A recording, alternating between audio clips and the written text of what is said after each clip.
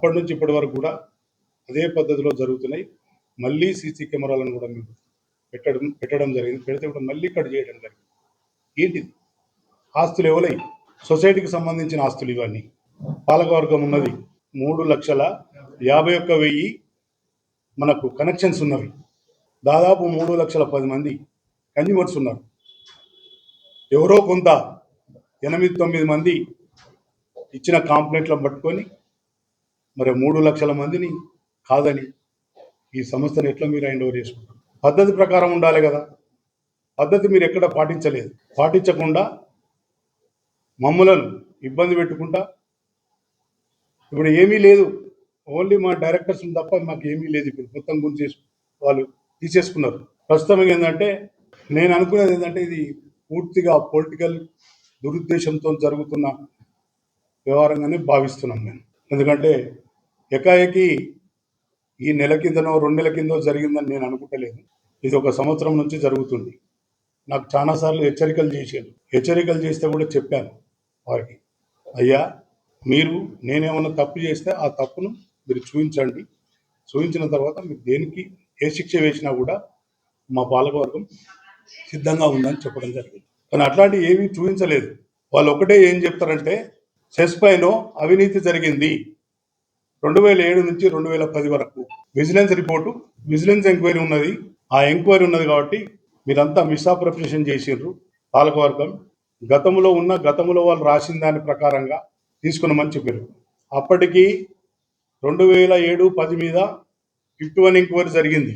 Cooperative 51 enquiry జరిగితే 51 ఎంక్వైరీలో clean chit వచ్చింది. ఆ 51 ఎంక్వైరీ మీద కూడా అప్పుడున్న అరుణ్ కుమార్ పర్సన్ ఇన్ఛార్జ్ ఉమ్మడి కరీంనగర్ జిల్లా జేసీ కలెక్టర్ ఐఏఎస్ ఆఫీసర్ వారు ఏం చేశారంటే ఈ 51 ఎంక్వైరీని టెక్నికల్గా వాళ్ళంతా చేయలేరు కదా, పూర్తి స్థాయిలో ఒక టెక్నికల్ కమిటీని ఎంక్వైరీ కమిటీ వేస్తామని చెప్పి కృష్ణయ్య కమిటీని వేశారు.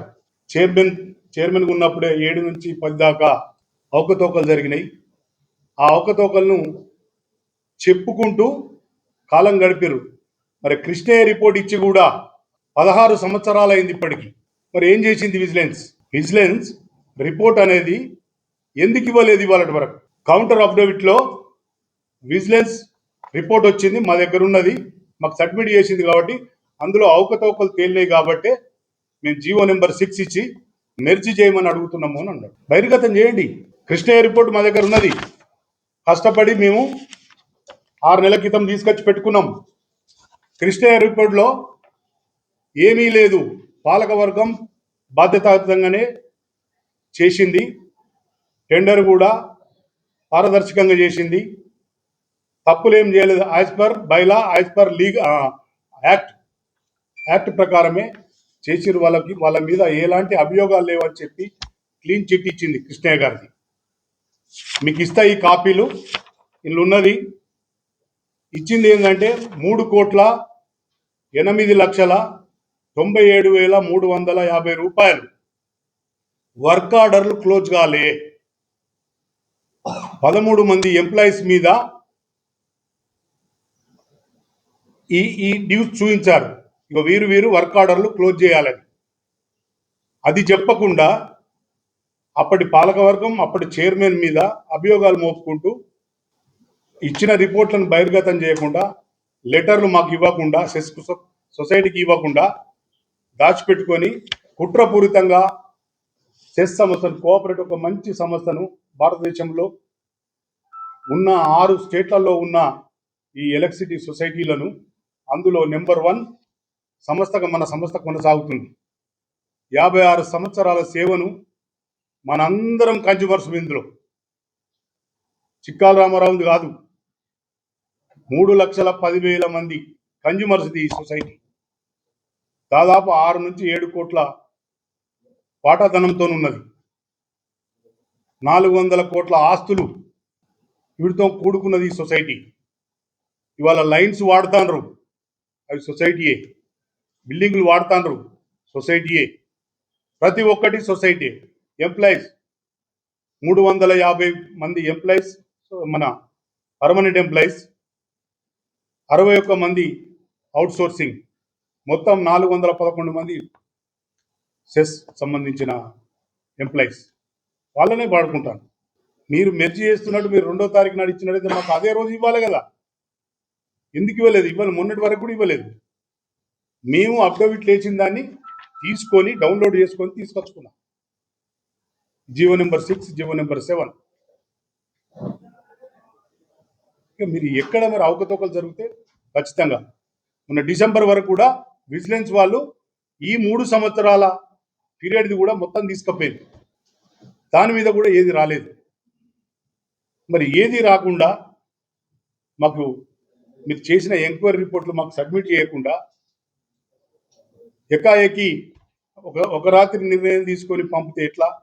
దీన్ని రాజకీయ దురుద్దేశం కాకపోతే ఏమంటారు? దీన్ని ఒక మంచిగా నడిచే సంస్థను తీసుకుపోయి ఒక లాస్లో నడిచే ఎంపీటీసీలో కలపడం, ఇది ఎంతవరకు న్యాయం? సెస్ పరిధిలో ఉన్న కన్జ్యూమర్స్ను, రైతులను, అన్ని వినియోగదారులను కోరుతున్నా, మీకు ఇప్పుడు అందరు ఇప్పుడు ఈ 15 రోజులలో మీకు బెల్లం చూపిస్తాను, మొత్తం సినిమా చూపిస్తాను.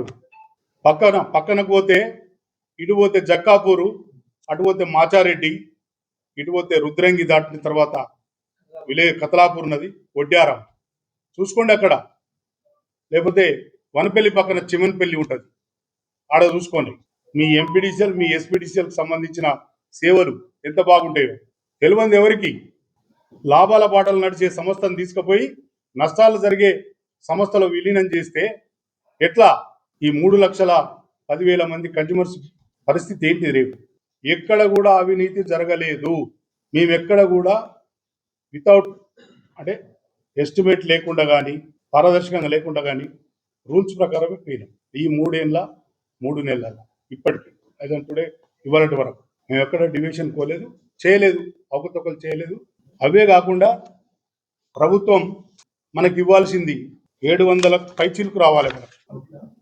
కోట్లు 87 కోట్లు మనకు రావాల్సిన బకాయిలు. అందులో 200 కోట్లు ఆల్ కన్జ్యూమర్స్ దగ్గర రావాలి. మిగతా 587 కోట్లు ప్రభుత్వం ఇవ్వాల్సింది. మరి నష్టాలు ఉన్నదంటే ప్రభుత్వం ఇవ్వాల్సింది ఇన్ టైంలో ఇవ్వకుండా బకాయిలు పెడితే ఎట్లా నడుస్తుంది? ప్రభుత్వం నుంచి ఏ సహకారం కూడా ఉండదు. ఇదంతా అగ్రికల్చర్ సబ్సిడీ, మిగతా పనులు చేయించుకున్నాయి. అగ్రికల్చర్ సబ్సిడీని ఇమీడియట్లీ ఏ నెల ఆ నెల ఎంపీడీసీఎల్ కు ట్రాన్స్ఫర్, సర్చార్జీ మిత్తి పడదు. అట్లే వాళ్ళకు కూడా మనం హెచ్టీ కరెంటు కొనుగోలు చేస్తాం కాబట్టి వారికి కూడా 682 కోట్లు ఇవ్వాలి. 680 కోట్లు మనం ఇవ్వాలి, 787 కోట్లు మనకు రావాలి. ఎక్కడ లాస్ ఉందో చెప్పండి దయచేసి. ఇవ్వాలని కూడా మనం లాభాలను నడుపుతున్నాం. మా పాలకవర్గం వచ్చిన తర్వాత ఈ 3 నెలల్లో నడుస్తుంది. ప్రభుత్వం నుంచి ఏ సహకారం కూడా ఉండదు. ఇదంతా అగ్రికల్చర్ సబ్సిడీ, మిగతా పనులు చేయించుకున్నాయి. అగ్రికల్చర్ సబ్సిడీని ఇమీడియట్లీ ఏ నెల ఆ నెల ఎంపీడీసీఎల్ కు ట్రాన్స్ఫర్, సర్చార్జీ మిత్తి పడదు. అట్లే వాళ్ళకు కూడా మనం హెచ్టీ కరెంటు కొనుగోలు చేస్తాం కాబట్టి వారికి కూడా 682 కోట్లు ఇవ్వాలి. 680 కోట్లు మనం ఇవ్వాలి, 787 కోట్లు మనకు రావాలి. ఎక్కడ లాస్ ఉందో చెప్పండి దయచేసి. ఇవ్వాలని కూడా మనం లాభాలను నడుపుతున్నాం. మా పాలకవర్గం వచ్చిన తర్వాత ఈ 3 నెలల్లో చాలా నిర్ణయాలు తీసుకున్నాం. శాశ్వతం. మా ఎంప్లాయీస్ కూడా కోపం, ఎందుకంటే పని చేయమంటే కోపం. ఎవరైనా ఇన్స్టిట్యూట్లో జీతాలు తీసుకుంటున్నప్పుడు పని చేయాలి, పని చేయమని చెప్తాం కానీ వద్దని చెప్పరు కదా ఎవరు కూడా. మరి ఇంత బకాయిలు పెట్టుకొని వాళ్ళు ఇవ్వాల్సిందే. గృహజ్యోతి కూడా ఏ నెల ఆ నెల ఇవ్వాలి?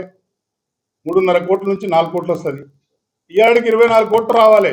నెలకు 3.5 కోట్లే వచ్చేది ప్రభుత్వం ఇవ్వాల్సింది. అది ఏ నెల ఆ నెల పోతలేదు. ఈ 24 కోట్లకు మళ్ళీ మిత్తి కలుపుతారు. వాళ్ళు కలిపి హెచ్టీ బిల్ల కలిపి పంపుతారు. ఇవన్నీ ఫిగర్స్ ఉన్నాయి. ఇది వట్టిది కాదు. ఇది మొత్తం మనం ఏం చేసినాం, ఈఆర్సీకి అప్లై చేసినాం. ఇది ఈఆర్సీకి అప్లై చేసినాం. మేము చేస్తే వాళ్ళకు చూపించినాం, మొత్తం ఫిగర్స్ మొత్తం చూపిస్తే వాళ్ళు మనకు అగ్రికల్చర్ సబ్సిడీ మిగతా అన్ని కలిపి మనకి ఇస్తారు. ఇది 30వ తారీఖు నాడు ఇచ్చారు. ఏఆర్ఆర్ జరుపుతున్నారు కానీ ఇప్పటి వరకు ఎవరు వేయలేదు. నిర్ణయం 20 తారీఖు నాడు నిర్ణయించారు. 20 తర్వాత ఖచ్చితంగా. అందులో భాగంగానే మేము మా పాలకవర్గం నిన్న నిర్ణయం చేసుకున్నాం. ఖచ్చితంగా మనం ప్రెస్ మీట్ పెట్టాలి. ప్రెస్ మీట్ పెట్టి వాళ్ళు చేసినవన్నీ బహిర్గతం చేయాలనే ఉద్దేశంతో చేయడం జరిగింది. ఇంకా చాలా ఉన్నాయి. గతంలో 2008లో ఆల్రెడీ మెర్జీ అయింది రాజశేఖర రెడ్డి గారి గవర్నమెంట్లో. అప్పుడు నేనే చైర్మన్గా ఉన్నా. అప్పటిన్న పాలకులను పట్టుకొని మళ్ళీ పోతే ఏమి ఆ లాభాల నడిచేదాన్ని ఎందుకు చూసి రాజేశ్వరరావు గారు ఎమ్మెల్యే మనకు, వారు జీవన్ రెడ్డి గారు మనకి మినిస్టర్గా ఉన్నారు ఆ రోజు. వారిద్దరు కలిసి సీఎం గారి దగ్గరికి రాజశేఖర రెడ్డి గారు తీసుకుపోతే ఏమయ్యా మరి లాభాలు నడుస్తున్నప్పుడు ఎందుకు తీసిరని చీఫ్ సెక్రటరీకి పిలిపించి మాట్లాడాడు. నేను ఉంచుతున్న పో అన్నాడు. మళ్ళీ యథాప్రకారం తీసేసారు, ఎట్లా తీసేసారో అట్లే దాన్ని మళ్ళీ ఉంచడం జరిగింది. గత 25 సంవత్సరాల నుంచి దీన్ని తీస్తాం ఉంచుతామని ఎప్పటికీ బాధ పెడతారు. మరి అట్లాంటప్పుడు ఎలక్షన్ ఎందుకు పెట్టుడు, బాడీని తెచ్చుడు ఎందుకు, చేసుకోండి. కరెక్ట్. గవర్నమెంట్ జోక్యం చేసుకోకపోతే సొసైటీలు, మన సొసైటీ బ్రహ్మాండంగా నడుస్తుంది. ఎందుకు అది న్యాయపరంగా కొట్లాడతాం. మరి ఏకైక మార్గం అదొకటే ఉన్నది. రాజకీయ నిర్ణయం మా పార్టీ తీసుకుంటుంది, దాని ప్రకారం పోతాం. అదేగాక లాస్ట్ వరకు కూడా ఇంకొకటి వీళ్ళకి అప్పీల్ చేసుకుంటున్నా ప్రభుత్వానికి. ఒకవేళ మీకే మా మీద కోపం ఉన్నట్టయితే, మా పాలకవర్గం మీద కానీ చైర్మన్ మీద, వైస్ చైర్మన్, మా డైరెక్టర్ మీద కోపం ఉన్నట్టయితే మేమంతా మీరు సెషన్ యథాప్రకారం ఉంచండి, రెన్యువల్ చేయండి, లైసెన్స్ రెన్యువల్ చేయండి, సెషన్ యథాప్రకారం నడపండి. మేము ఆటోమేటిక్గా మేమందరం మూకుమ్మడిగా రాజీనామా చేసి మీరే నామినేటెడ్ పాలక వర్గాన్ని తెచ్చుకొని యథాప్రకారంగా మన కన్జ్యూమర్స్కు, రైతులకు, అదేవిధంగా చేనేత కార్మికులకు, మరి అదేవిధంగా ఈ ఎస్ఎస్ఐ యూనిట్ల వాళ్ళకు కూడా, వీళ్ళందరికీ అసలు సిరిసిల్లలో పెట్టిందే సెస్ను రైతన్నలకు, నేతన్నల కోసం పెట్టింది. మరి ఆ దాన్నే మీరు తూట్లు పొడిచే పరిస్థితి తీసుకొచ్చి అందరు దయచేసి ఆలోచన చేసుకోవాలి. ఇది మనందరిది, ఒక్క చిక్కాల రామారావు పాలకవర్గానికి కాదు, ఒక పార్టీకి సంబంధం కాదు. నేను అన్ని పార్టీలను చేతులేటి దండం పెట్టి చెప్తున్నా, అన్ని పార్టీలు కూడా కలిసికట్టుగా మనం పోరాడి ఈ సంస్థను కాపాడుకోవాలని తెలియజేస్తున్నా. అందరూ పార్టీలకు అతీతంగా వచ్చి ఎట్టి పరిస్థితుల్లో ఈ సెస్ను కాపాడుకుందాం, ఈ సంస్థను కాపాడుకుందాం. ఇది మన అందరిది, ఏ ఒక్కరిది కాదు. ఇది AD energy audit and under suspend చేసినాం అప్పటికే అతన్ని. P Ramulu ex AD Vemulawada working 220 kV Warangal, అతన్ని తెచ్చింది. ఈ కే రాములు అంటే రాములు వీళ్ళంతా మన రాజన్న సిరిసిల్ల జిల్లా నుంచి జాబులు చేస్తున్నారు అక్కడ. అటు మనోళ్ళు మన సెషన్ బాగా చూసుకుంటారు. డిప్యూటేషన్లో తెచ్చుకున్నాం. ఇట్లా 13 మంది. Venkataramana AE Mustabad surrender AP Transco. Chikkala రామారావే దీనికి ఇబ్బంది కలిగిస్తుండ అని అనుకుంటే వాళ్ళ ఇష్టం, ఎవరైనా పెట్టుకోవచ్చు. నేను అభ్యంతరం, నన్ను అడిగితే సూటిగా అడిగితే నేను రాజీనామా ఇస్తా. నాకు ఇచ్చి నన్ను కూర్చుండబెట్టింది నా మండల్ ప్రజలు నన్ను గెలిపించారు. అన్ని మండలాల ప్రజలు అందరినీ గెలిపించారు. నన్ను చైర్మన్ చేసింది గౌరవ మా కేటీఆర్ గారు, వర్కింగ్ ప్రెసిడెంట్. వారు ఏ నిమిషంలో చేయడానికి సిద్ధం. మేము అందరం ఇప్పుడు రాజీనామా చేయడానికి సిద్ధంగా ఉన్నాం. వాళ్ళు రెన్యువల్ చేసి యథాప్రకారం ఉంచుతా అంటే వాళ్ళే నామినేటెడ్ ఇచ్చుకొని నామినేటెడ్ కమిటీ వేసుకొని నడిపించుకొని, అంతే తప్ప మేము నేనే ఉండాలి, మిగతా వాళ్ళు ఎవరో రావాలి అనేది మాకు ఎప్పుడు రాలేదు. మరి అట్లానే నా దృష్టికి అయితే రాలేదు.